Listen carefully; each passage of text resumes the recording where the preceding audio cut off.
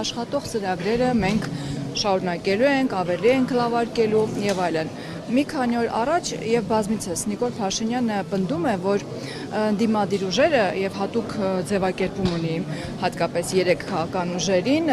խաղաղությանը ուզում են սպանել եւ մի դիտարկում էր արել, որ խաղաղության վերաբանակցումը դա խաղաղությունը սպանելու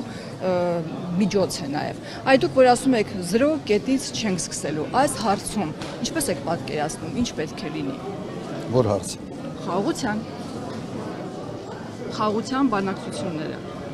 Ասում վերաբանակցումը խաղաղության սպանություն է։ Էլի չեմ հասկացել, անկեղծ ասեմ չեմ հասկացել, հասկանում եմ թե ինչ եք ուզում ինձանից հարցնել, բայց ձեր ձևակերպումը փորձեմ վերաձևակերպել։ Լավ, նայեք։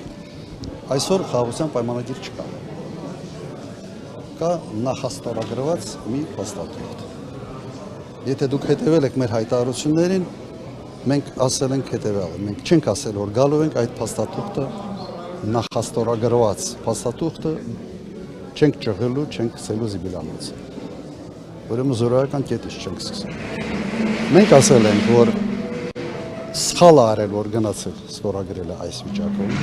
բայց այնուամենայնիվ, քանի որ սա կա, մենք պետք է համալրենք առնվազն 1-2 հավելվածով երաշիկային համակարգը ձևավորելու մասին հավելվածներ։ Սա նշանակում է մենք ավելացնում ենք, ուժեղացնում ենք, բերում ենք երաշիկային համակարգ, որ խաղաղությունը լինի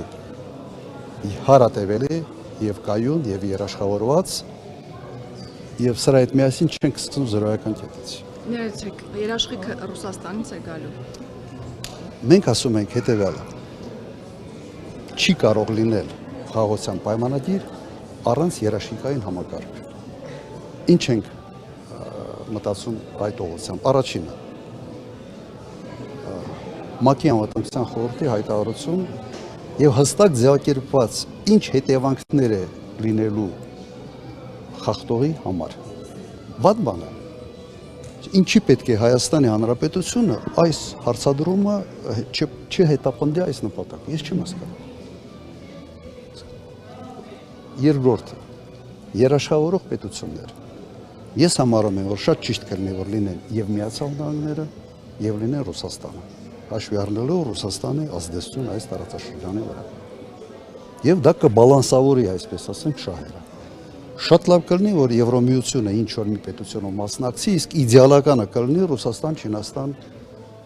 եւ Միացյալ Նահանգներ։ Ինչ վատ բան եմ ես ասում։ Իրատեսական եք համարում։ Այո, համարում եմ իրատեսական։ Եվ չկա այդ համակարգը մեկ պատճառով։ Ալիևին դա պետք չի, որովհետեւ ինքը ուժեղ կողմն է այս պարագայում, Հայաստանը այդ հարցը չի էլ բարձրացրել։ Արդեն ուրախ էր, որ գնաց Վաշինգտոն, նկարվեց նախագահ Տրամփի հետ եւ այդ մեկ ֆոտոնկարի դիմաց ինքը ուղղակի վաճառեց Հայաստանի շահերը։ Ռուբիոն է գալիս Հայաստան վաղը, գուցե ինչ որ նոր փակագծեր չեն բացվում դեռ, բայց ես կարծում եմ այս այցը կապված է ուղղակի մեկ նպատակի հետ։ Եվս հավացնել մեկ անգամ Ռուսաստանը։ Իսկ արդյոք դա ընտրությունների միջամտության փորձ չէ, նախընտրական այս թեր։ Իհարկե փորձ է։ Մենք այս վերջի 2 ամիսը միայն ականատեսներ ենք ուղղակի նման կարգի փորձերի, բայց չենք զարմանում։ Հիմա փոխնախագահը գնացել է Հունգարիա եւ վերջի հանրահավաքին Վիկտոր Օրբանի հանդես եկավ եւ կոչ արեց քվերկել Օրբանի համար։ Ամեն ինչ խախտվել է, այսպես ասենք, այնինչ օրինակ մի 15-20 տարի առաջ համարվում էր վատ բան, հիմա չգիտեմ ինչու համարվում են մեկ այլ բնութագրով։ Նաև ինչ որ փաստաթղթեր են նախատեսում ստորագրել պետքարտուղարի հետ։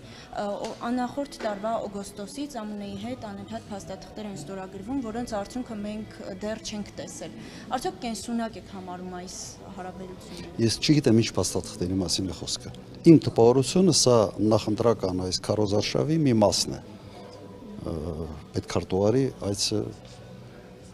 Հայաստան։ Իմ տպավորությամբ սա է։ Ենթադրում եմ, որ սենց վիզ դրած ուզում են անել ամեն ինչ, որ հանկարծ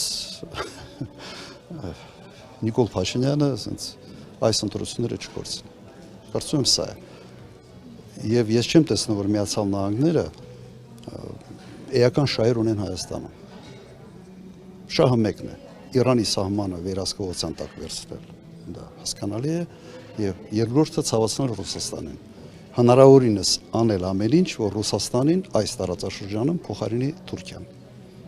Բխում է դա մեր շահերից, իհարկե ոչ։